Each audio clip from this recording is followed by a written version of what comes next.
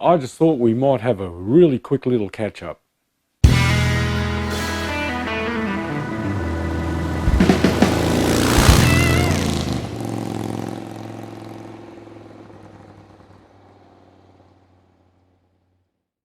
G'day everybody, welcome back. Just wanted to say thanks for all the positive support that came out of the Are You OK video. There's a lot of guys out there struggling. I was getting inboxes from people, including one of my subscribers who will remain nameless, who sent me a message about the video and said how much he enjoyed it and what it meant to him. And then the very next day, he went into an emergency teleconference at work to hear that his boss had taken his own life. Now this is, it just, 3 out of 4 suicides are men.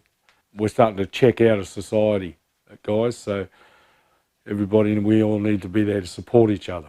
The GS1000, sitting here behind me, I'll be back on that tomorrow with a bit of luck. A couple of you actually pointed out that the timing might not be 100% because I didn't have the camshaft clamped down when I was looking at those markers. Through the normal process, if I was just working on this bike and not trying to video it, that's something that I would have come to the end of the day and checked. I didn't check that, but I have checked it subsequently, and you're right, it's a tooth out. So I'm going to correct that. It'll just be a matter of removing the tensioner and seeing if I can jump it. If I can't, I'll have to pull one of the cams and then jump the chain. I'm going to do that off camera. I'm not going to worry about recording that because, you know, we've been through it. We've already set it up once before, albeit a tooth out. The process is the same. What I did do was take the timing cover to work, just to give it a clean up, and I found a crack, a fairly significant one. There was a bit of celastic type material, silicon based material that had been smeared on the cover, and I thought it had just been someone wiped something on there by mistake, so I got a wire brush and cleaned it off, and lo and behold, it was split, and it was split around here and down the centre. So it was like they had the bolt for the cam bearing sitting too proud, and they've pulled this down and it's cracked and lifted that portion of the rocker cover, timing cover. So I welded it up. I gave it a good clean up and scrubbed it with acetone and washed it, but even then the impurities that come out of this cast stuff, especially when it's been immersed in oil, was pretty horrendous.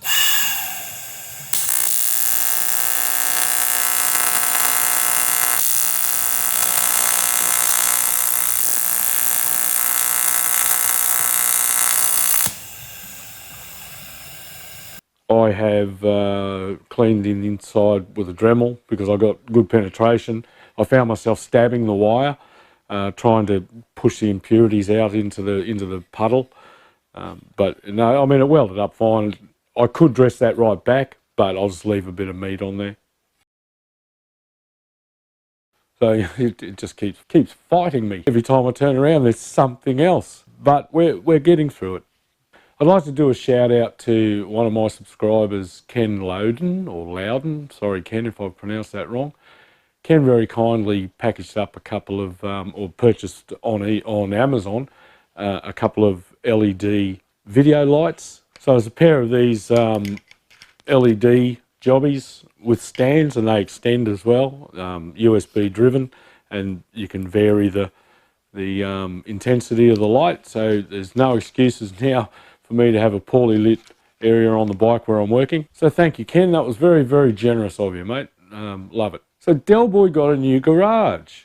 Now, you think I'm going to slam him, but I'm not. Good on him. He's gone and rented leased a commercial property that's got quite a bit more space than what he was used to working in, and I can sympathise because I've got it pretty bad here.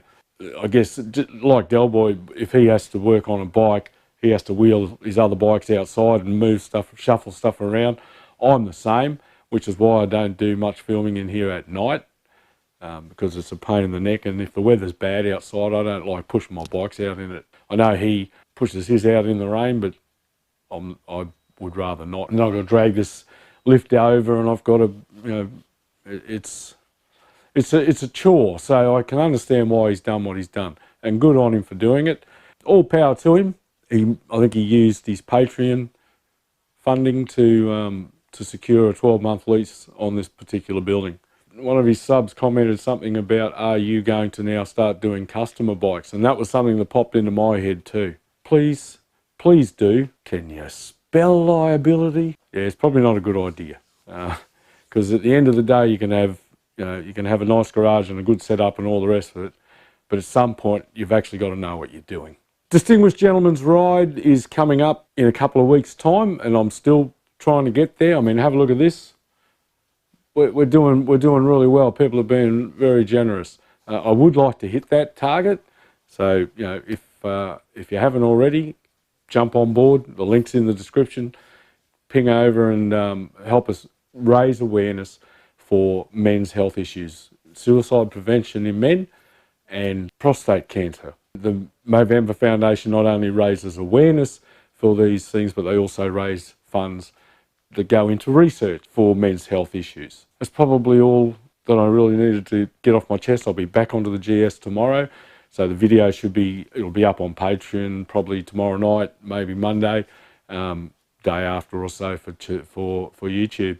Stay awesome. Thanks for watching. Thanks for all the support. Don't forget to like, subscribe, and comment. Another new thing I've been playing with.